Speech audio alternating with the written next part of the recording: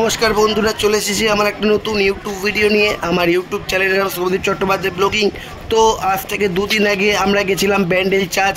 হ্যাঁ বন্ধুরা, কলকাতার একটা নতুন একটা জায়গায় গিয়েছিলাম, সেটা হচ্ছে ব্যান্ডেলে। আমি, আমার মা, আমার জেঠিমা, আমার পিসি ছোটো মেয়ে আর আমার জেঠিমার দুই বন্ধু সবাই মিলে আমরা তাই 30 তারিখ এই শনিবার সাঁতরাগাছি স্টেশনের সকাল 7:30টার মধ্যে সাঁতরাগাছি স্টেশনে উপস্থিত হয়েছিলাম। এবার সেখান থেকে সাঁতরাগাছি স্টেশন থেকে আমরা যাব হাওড়া স্টেশনের উদ্দেশ্যে রওনা হব। তো আমরা সাঁতরাগাছি স্টেশনে দাঁড়িয়ে আছি কখন হাওড়ার ট্রেনটা আসবে। তো দেখতেই পাচ্ছ সকাল সকাল গরমের সকাল ব্যান্ডেল যাওয়ার উদ্দেশ্যে আমরা স্টেশনে অপেক্ষা করে রওনা হয়ে গেছি। তো এবার আমরা ট্রেনে চড়ে পড়েছি। আমরা সাঁতরাগাছি থেকে ট্রেন ছেড়ে দিয়েছি, এবার আমরা হাওড়া স্টেশনের উদ্দেশ্যে রওনা দেব। তোমরা নিশ্চয়ই অনেকে আছো যারা ব্যান্ডেল ঘুরতে গেছো, কেউ শীতকালে ঘুরতে গেছো, কেউ অন্য অন্য সময় ঘুরতে গেছো। তো আমরা গরমকালে ঘুরতে গেছিলাম, তো এই শনিবারই ঘুরতে গেছিলাম। তো ব্যান্ডেলে গিয়ে আমরা কি কি জিনিস দেখলাম, আমরা ইউটিউবে শুনেছি যে ব্যান্ডেলে অনেক 6টা দর্শনীয় জিনিস আছে। তো সেই দর্শনীয় জিনিসগুলো কি কি সেটা আমরা দেখাবো। তো এখন আমরা চলে এসেছি হাওড়া স্টেশন, দেখতেই পাচ্ছ। আবার হাওড়া থেকে আমরা ট্রেন ধরে ব্যান্ডেলে স্টেশনে নামবো। তো এবার আমরা হাওড়া স্টেশনে যাওয়ার পথে রওনা হয়েছি।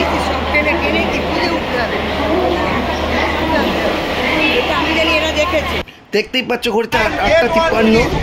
তো আমরা 9:10-15 এরকম সময় আমরা হাওড়ার স্টেশনের ট্রেনটা পেয়ে গেছি।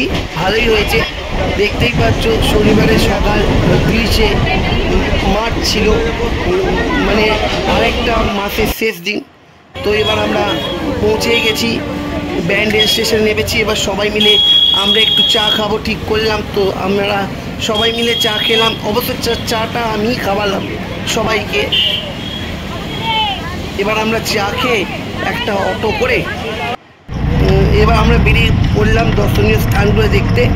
কী কী দর্শনীয় স্থান আছে চলো, বেশি কথা বলবো না, তোমাদের সেই দর্শনীয় স্থানগুলো দেখাতে থাকি।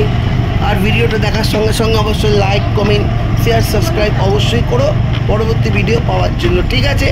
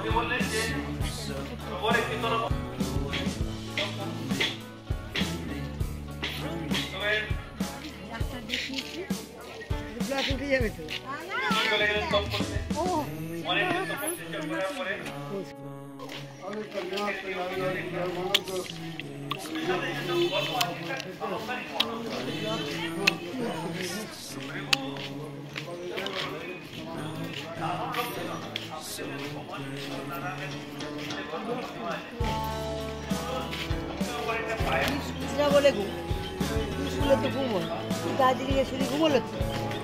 আর যে কি ভোর 5টায় উঠছে, ইদানিং এরা হয়েছে। দুপুরে হয়তো ঘুমোচ্ছে কটায়, 4টের মধ্যে উঠে পড়ছে, 1:30-2টায় ঘুমোয়, রাতে আর ঘুমোচ্ছে রোজ। দেখি তো 10টায় শুয়ে ঘুমোচ্ছে, সেটা আলাদা।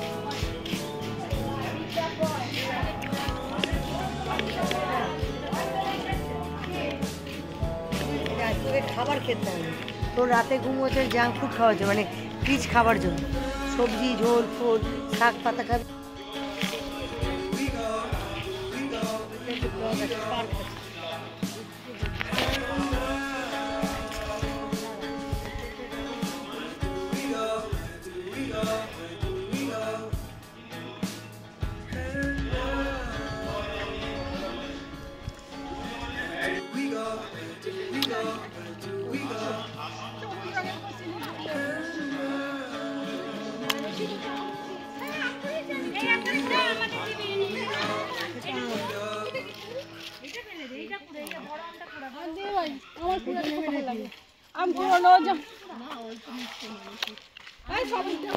তো বন্ধুরা এবার দেখতেই পাচ্ছ আমরা গায়ত্রী মন্দিরের কিছুটা অংশ ঘুরিয়ে তোমাদের দেখিয়ে দিয়েছি। তো এখানে আমরা সবাই মিলে, মানে আমার মা, আমার জেঠিমা এবং আমার জেঠিমার বন্ধুরা সবাই মিলে গায়ত্রী মন্দির থেকে একটু এগিয়ে একটা পার্ক আছে, সেই পার্কের ভেতর থেকে অনেক ছোট ছোট আম, তারপর লিচু এইসব পড়েছিল। তো সেই সব পুরোনায় ব্যস্ত ছিল। আর এখানে দেখতেই পাচ্ছ আমার জেঠিমা আর আমার দিদি, মানে আমার পিসির ছোটো মেয়ে দোলনায় দুলতে ব্যস্ত। তো এখানে এই দোলনাগুলো ছোটদের জন্য যদিও, কিন্তু এখানে বড়রা বসে দোল খাচ্ছিল, সেই জন্য আর কেউ কিছু বলেও নি, কি বলার কেউ ছিলও না সেই সময়।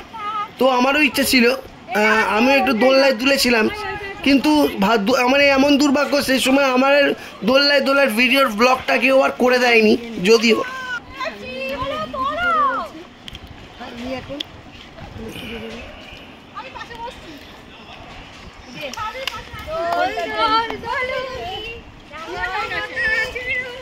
ডাকছে ডাকছে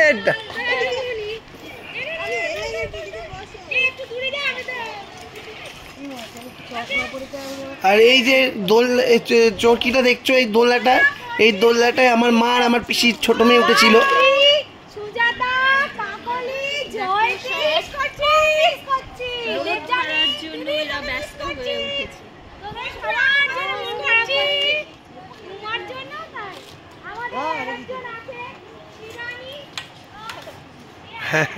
আমি এই ব্যান্ডেল চার্চ জীবনে প্রথম এলাম ঘুরতে।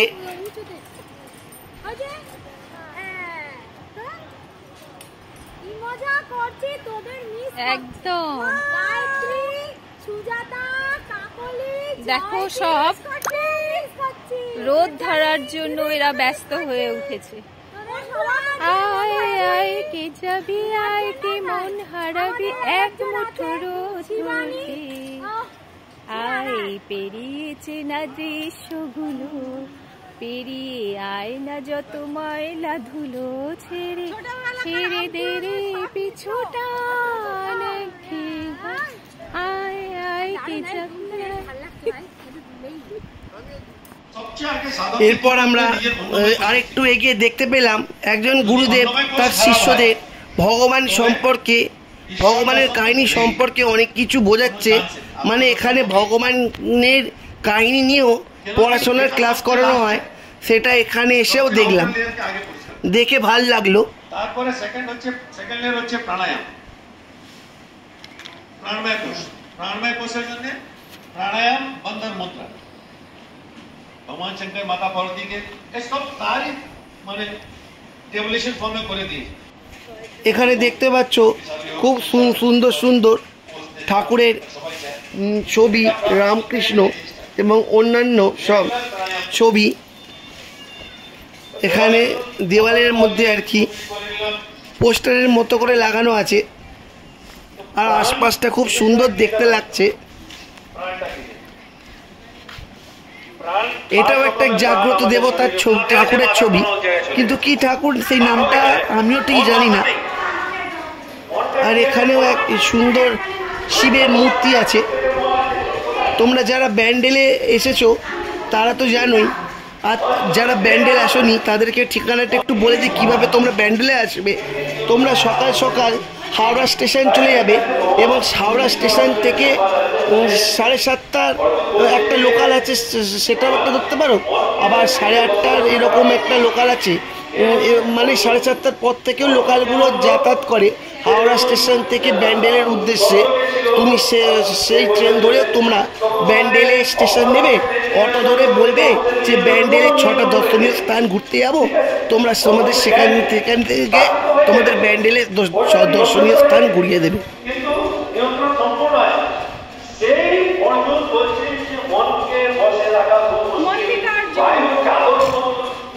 এখানে দেখতেই পাচ্ছ অসংখ্য ছোট ছোট শিবের কতগুলো মূর্তি রয়েছে।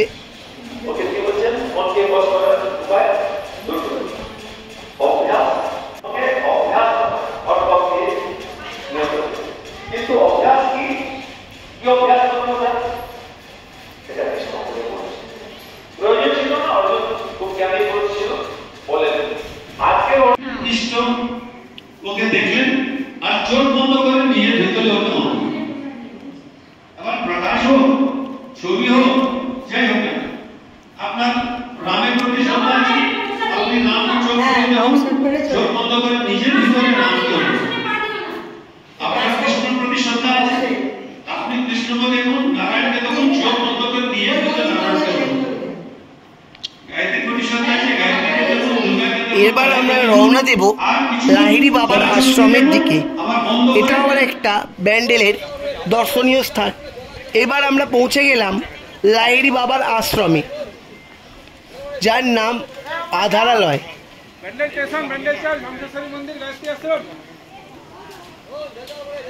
এখানে আমরা ঢুকে ভোগ খেলাম। এখানে দেখতেই পাচ্ছ শিবের মূর্তি আছে আর দুপাশে দুটো হাতি দাঁড়িয়ে আছে, তারা আমাদের স্বাগত জানাবার জন্য দাঁড়িয়ে আছে, এমনই দেখাচ্ছে। আর আমার ডান পাশে দেখো, দেখতেই পাবে এখানে 2-3টে রাজহাঁসও দেখা যাচ্ছে।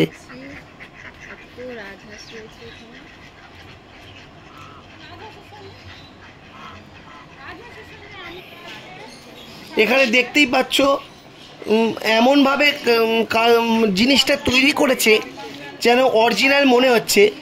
আর এইগুলোকে দেখে বোঝাই যাচ্ছে শরৎকাল পড়ে গেছে, মা দুর্গা তার বাপের বাড়িতে আসার জন্য অধীর আগ্রহে অপেক্ষা করছিল, তাই তারা মা দুর্গাকে বাপের বাড়ি নিয়ে আসছে। আর এখানে দেখতেই পাচ্ছ অসংখ্য সুন্দর সুন্দর ফুল ফুটেছে গাছে।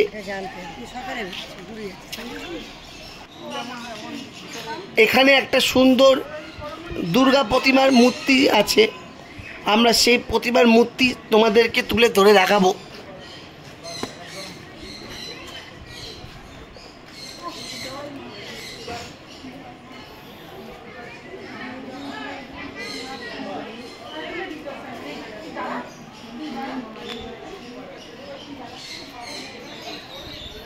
তোমরা যারা ভিডিওটা দেখছো অবশ্যই লাইক, কমেন্ট, শেয়ার, সাবস্ক্রাইব করো।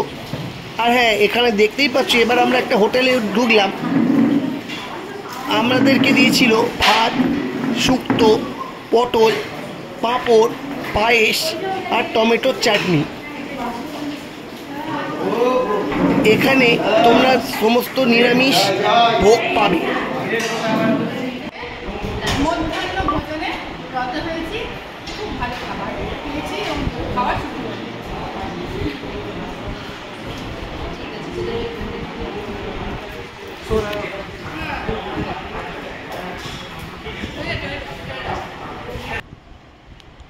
এবার আমরা দেখতে দেখতে চলে এলাম হংসেশ্বরী মন্দিরে। মন্দিরটা দেখতে খুব সুন্দর লাগছে, তাই না? আর এখানে দেখতেই পাচ্ছ হংসেশ্বরী মন্দিরে পুজো দেওয়ার জন্য ধূপ, মোমবাতি এবং অনেক কিছু কিনতেও পাওয়া যায়।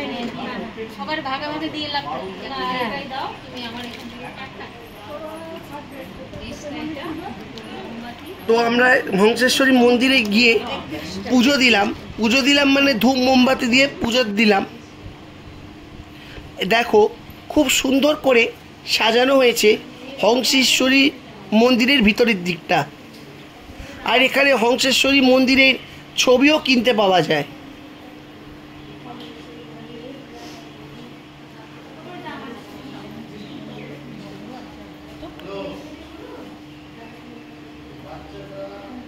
ছবিগুলোর দাম 50 থেকে 60 টাকার দাম।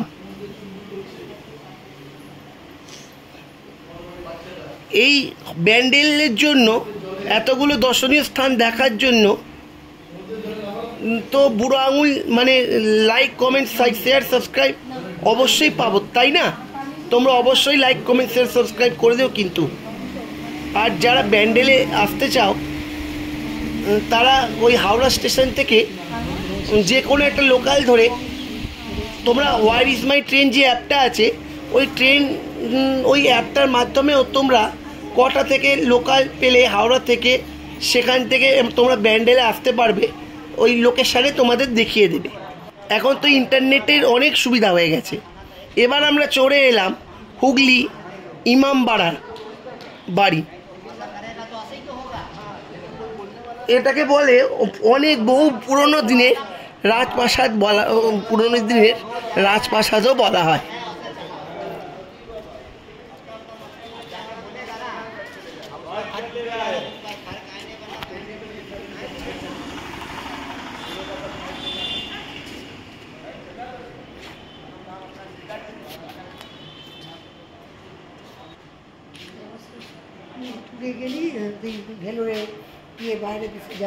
ভেতরের দিকে ছবি তুলতে নিষেধ করা হয়েছিল, সেই জন্য ভেতরের দিকে ভিডিও করতে পারিনি।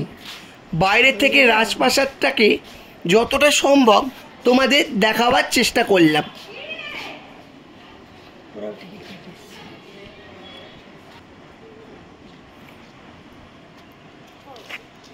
এরকম একটা মনোরম দৃশ্য দেখার জন্য সত্যি চোখ জুড়িয়ে যায়, তাই না?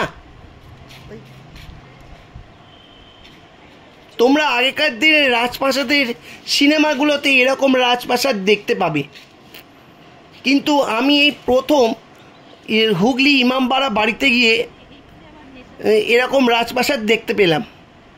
দেখে খুব ভালো লাগলো, সত্যি খুব সুন্দর লাগলো। এবার আমরা সেখানে কিছুক্ষণ গঙ্গার ঘাটে দাঁড়িয়ে গঙ্গার প্রাকৃতিক পরিবেশ উপভোগ করলাম। নৌকা মাঝিরা বলছিল যে নৌকা করে অনেকটা দূর ঘোরাবে, কিন্তু আমাদের হাতে বেশি সময় ছিল না বলে আমরা নৌকা করে আজ মানে নৌকায় চড়িনি। এইটা দেখতেই পাচ্ছ সূর্যঘড়ি। এখানে সূর্যঘড়ি মানে সূর্যের ছায়া পড়লে তোমাদের সময়টা বোঝাবে কটা বাজে। এবার আমরা দেখতে দেখতে চলে এলাম আমাদের শেষ প্রান্তর দিকে, মানে ব্যান্ডেল চার্চ, যেখানে আসার জন্য মানুষ অধীর আগ্রহে অপেক্ষা করে থাকে। এই ব্যান্ডেল চার্চে প্রভু যীশুখ্রিস্ট সমস্ত রকম মূর্তি সাজানো আছে। ভেতরে পার্ক আছে, এমনকি যীশুখ্রিস্টের প্রার্থনাও হয় এখানে।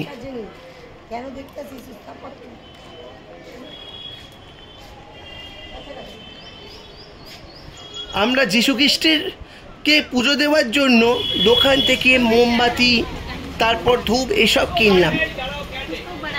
আর প্রভু যিশুকে বললাম আমাদের সমস্ত মনস্কামনা পূর্ণ করো, সকলকে ভালো রাখো। তোমরাও এখানে এসে ব্যান্ডেল চার্চে এসে যীশুখ্রিস্টের কাছে পুজো দিতে পারো। আর এখানে দেখতেই পাচ্ছ পাথর দিয়ে খোদাই করা যীশুখ্রিস্টের খুব সুন্দর সুন্দর ছবি, মানে মূর্তি আর কি, বসানো হয়েছে।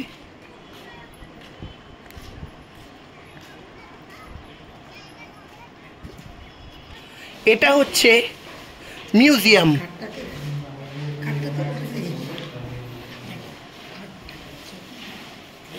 হাত দেওয়া মানা ছিল, সেই জন্য লেখাই আছে ডু নট টাচ।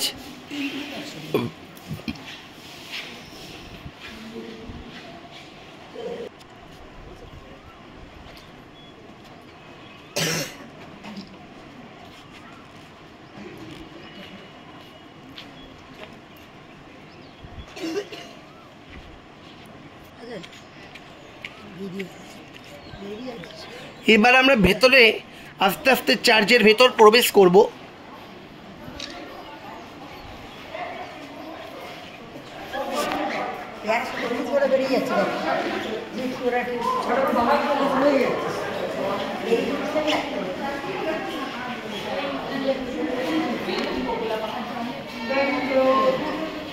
এটা মনে হয় যে কি হবে একশো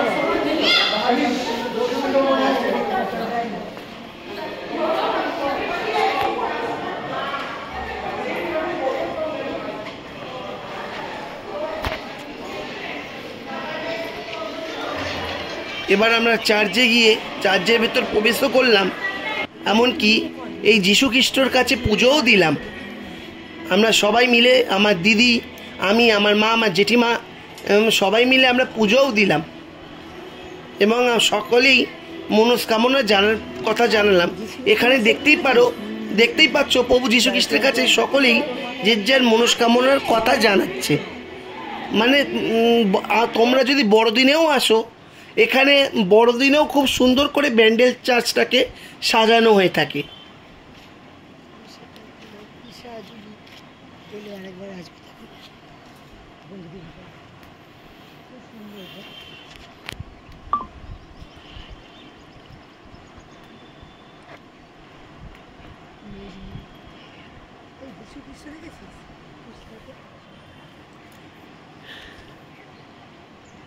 এবার আমরা একটু পার্কে এলাম, দেখতে পেলাম এই পার্কের ভেতর মাঝখানে যীশু খ্রিস্টের অনেক রকমের মূর্তি সাজানো আছে। মানে যীশু খ্রিস্টের নয়, অন্যান্য খ্রিস্টানদের মূর্তিও সাজানো রয়েছে এখানে।